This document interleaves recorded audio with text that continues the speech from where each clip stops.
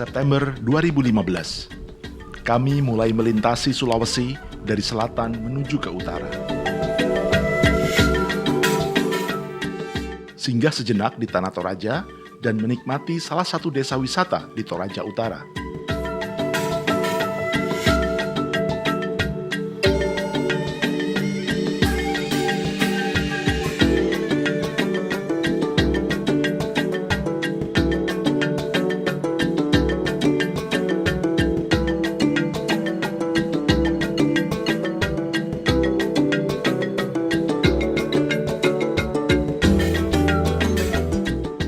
Lalu melanjutkan perjalanan dan berhenti dimanapun kami mau.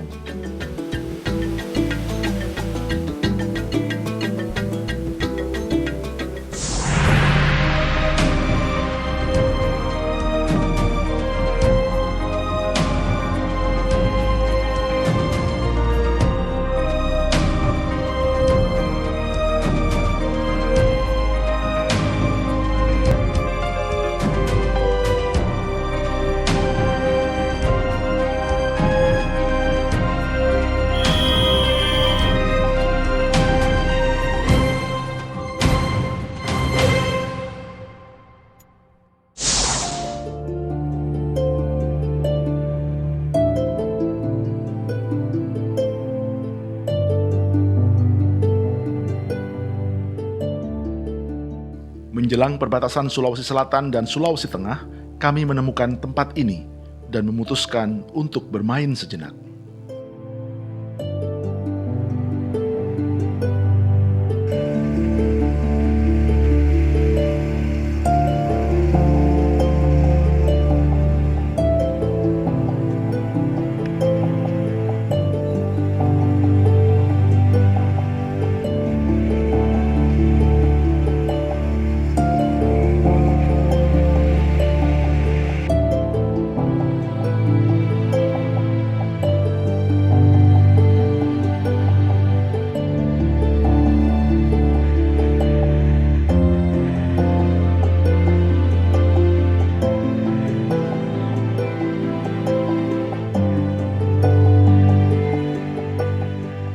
Kami mengambil jalur mengelilingi Danau Poso. Inilah danau terluas ketiga di Indonesia, setelah Toba di Sumatera Utara dan Towuti di Sulawesi Selatan. Luas Danau Poso mencapai 320 km persegi, atau hampir seluas kota Surabaya. Kira-kira 2 kali lipat luas kota Bandung. Danau tektonik ini memiliki sejarah peradaban yang panjang.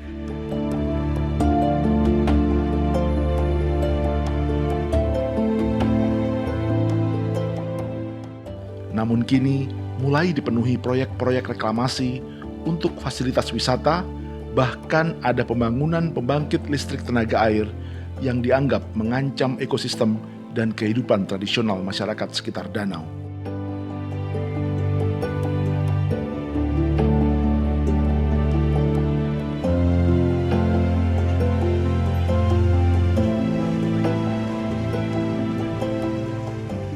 Setelah malam datang, selepas kota Tentena, akibat hujan deras, sebuah tiang listrik roboh menghalangi jalan. Bersama pengendara lain, kami pun berjalan melewati kebun coklat. Disinilah saya terjatuh.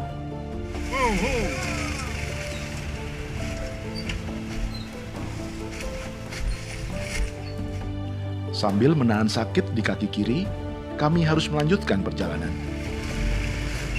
Ganti.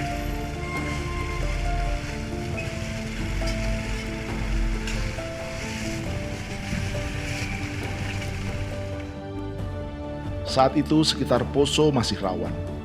Spanduk-spanduk seperti ini mengingatkan saya dan Ucok saat meliput konflik Aceh tahun 2003 hingga 2005.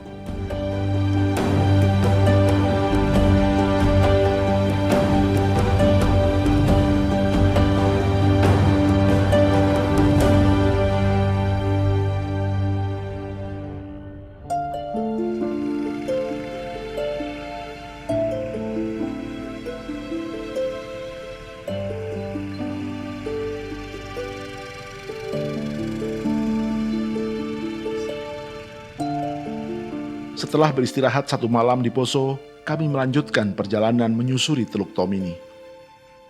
Saat itu, pemerintah sedang menggelar hajatan Sail Tomini 2015.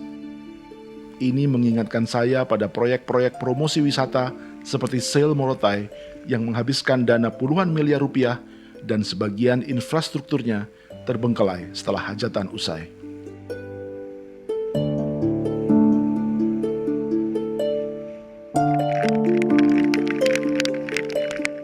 Dengan kecepatan rata-rata 60-70 km per jam, kami telah menghabiskan 3 malam di jalan sejak berangkat dari Makassar. Setiap malam, kami berhenti untuk beristirahat. Tapi kami tak pernah berhenti hanya karena hujan.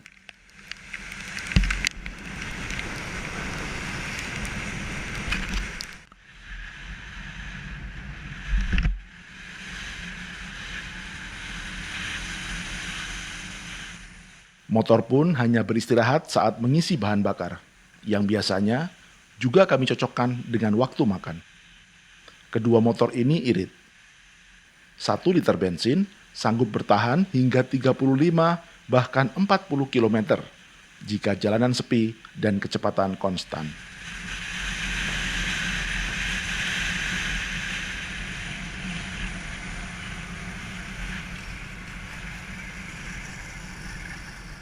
Setelah menempuh 1.200 km dari Makassar, kami pun memasuki perbatasan Sulawesi Tengah dan Gorontalo.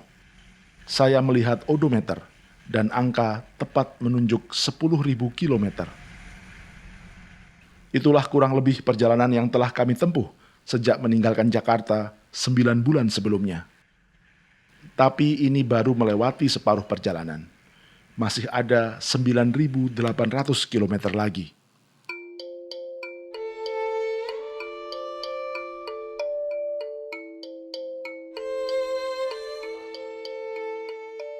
Jika diringkas, kira-kira seperti ini rute yang telah kami lalui, sampai di titik 10.000 km di Gorontalo.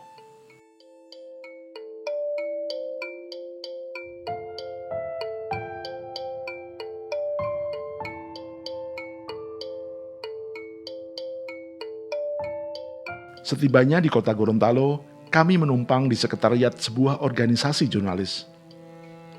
Dan inilah hal pertama yang saya lakukan. Belakang tempurung dulu. Iya,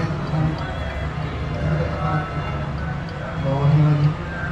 Terus geser kiri. Sorry kanan. Dan daerah situ. Terjatuh di sebuah kebun coklat di Tentena menimbulkan cedera yang masih saya rasakan hingga saat ini, meski setelah 5 tahun ekspedisi.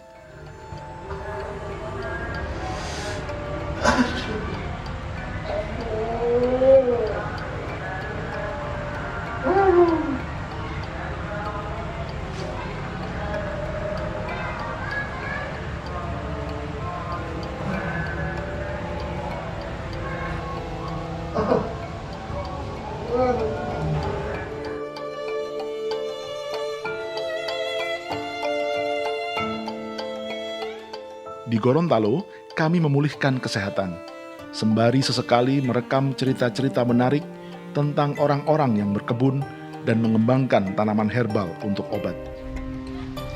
Debbie, kawan saya yang ini, Pening. Nah,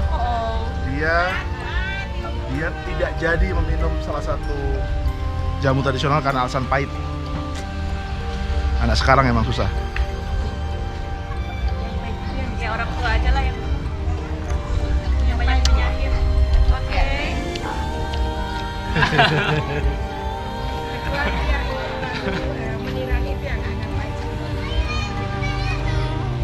Ini juga pahit, Bu. Habisin.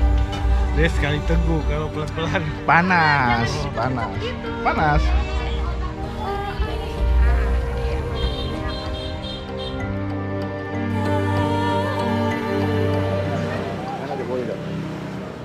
Bau kalau ini bau sirsak. Busir sak. Iya. Ya, karena banyak daun sirsak.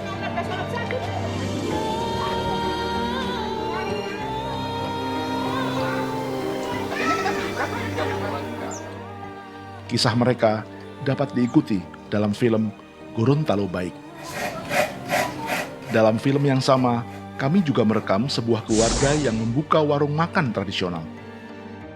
Dagangannya laris, namun mereka tetap hanya membuka warungnya 2 jam sehari. Jadi ini meja pertama dulu, Pak? Iya, meja pertama jualan. Bersejarah ini meja. Ini bersejarah, Pak ya? Iya. Mereka tidak menambah porsi, tidak membuka cabang, bahkan menolak tawaran kredit dari bank.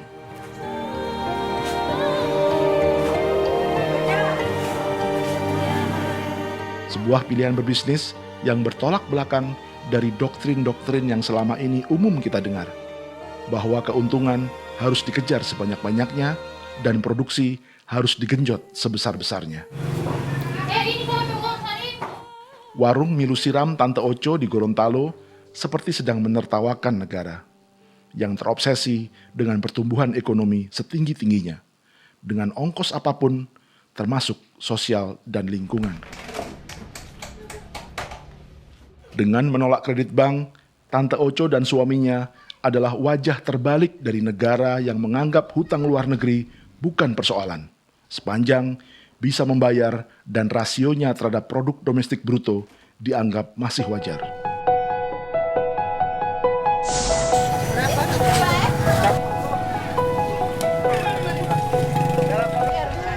Pada akhirnya, ekonomi bukan tentang besar kecil.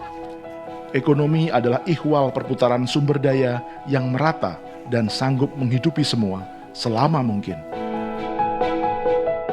Sebuah warung kecil Milu Siram adalah mata rantai timbal balik bagi pasar tradisional yang menyediakan jagung, bumbu, dan bahan lainnya.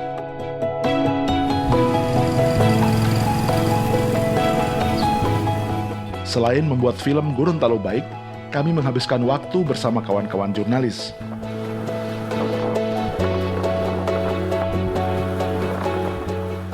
Seperti diajak melihat Danau Limboto yang mulai sekarat karena pendangkalan akibat kebijakan tata ruang dan pembangunan yang merusak.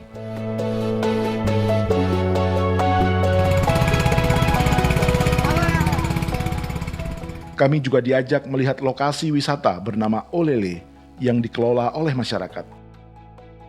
Seperti halnya di kawasan Kars Ramang-Ramang, Sulawesi Selatan, di sini ekonomi lokal juga tumbuh dari penginapan, penyewaan perahu, dan peralatan snorkeling, atau warung-warung kecil.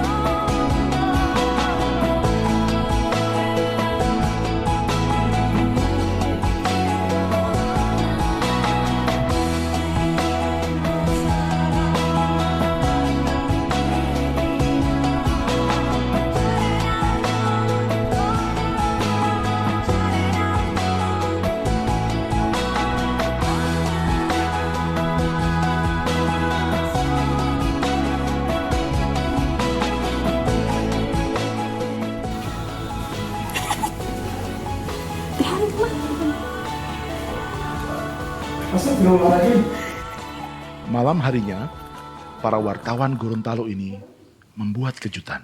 Wah, anjing. Wah. Kenapa ini?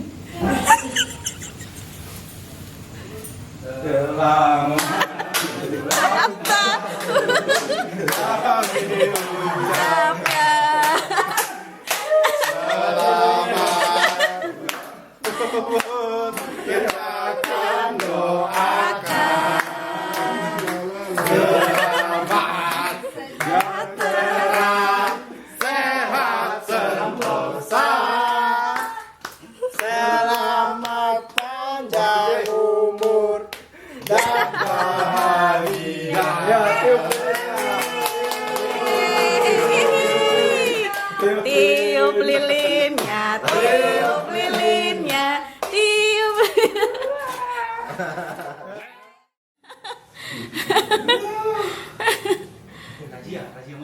Makan, tidur, jalan-jalan, dan kawan-kawan yang ramah mempercepat pemulihan fisik dan mental kami setelah 9 bulan ekspedisi.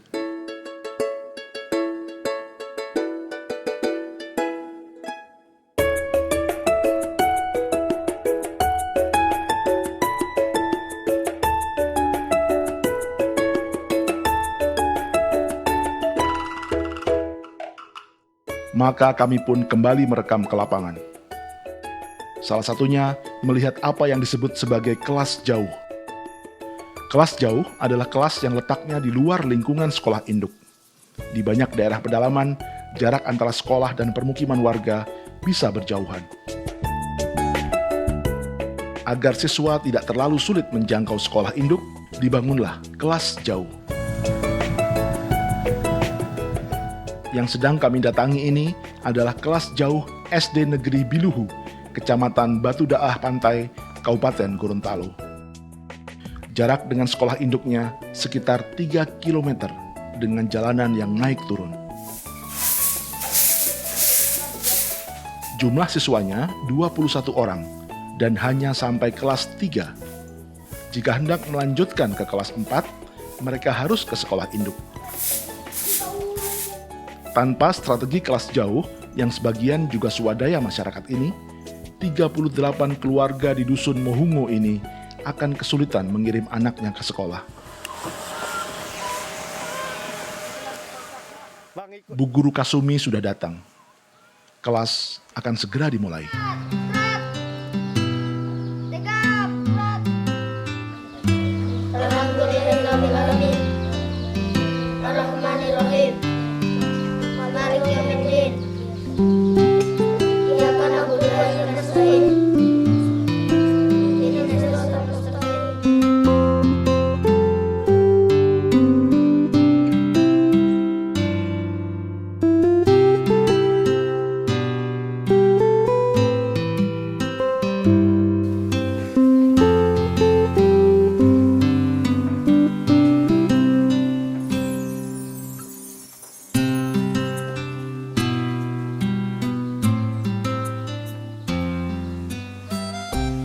Ditambah 1 sama dengan 2. 2 ditambah 2 sama dengan 4. Ini tanda sabar. Angkat tangan siapa yang bisa menjawab ini. Oke, silakan. 6 tambah 3. Sudah benar ini? Ya. Sudah benar? Ya. Tidak boleh takut-takut, tidak boleh malu-malu. Angkat tangan. Yang lain? Sudah. Berapa? Yang sebenarnya berapa? 6 tambah 3 berapa? 8. Mana yang hasilnya 8? Ini. Silakan maju.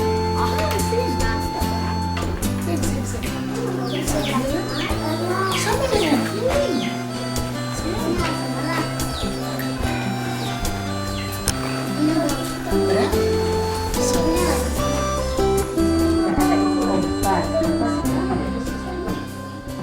Selama 7 tahun, Kasumi menjadi guru honorer dan kini telah diangkat sebagai pegawai negeri.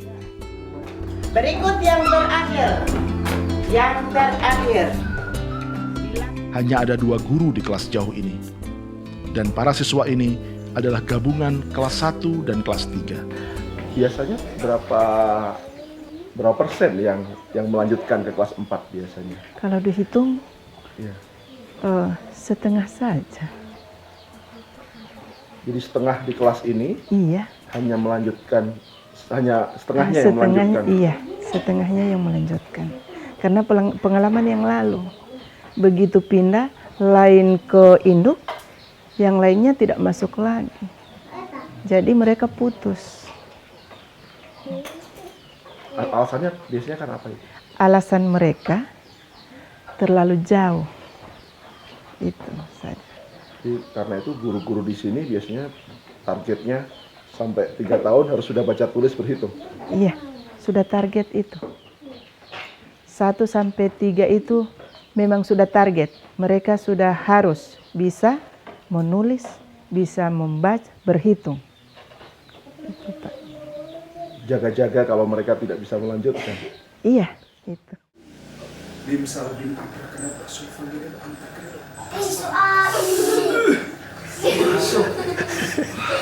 Itu dia wajah laki.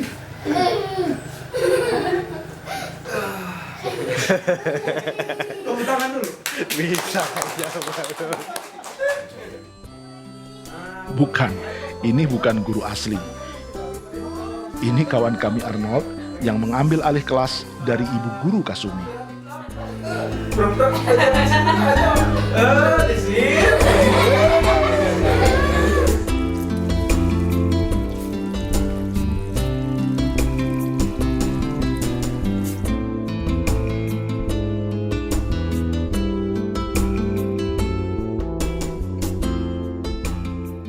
Setelah 2 pekan beristirahat dan jalan-jalan di Gorontalo, kami merasa lebih segar dan siap melanjutkan perjalanan berikutnya ke Sulawesi Utara.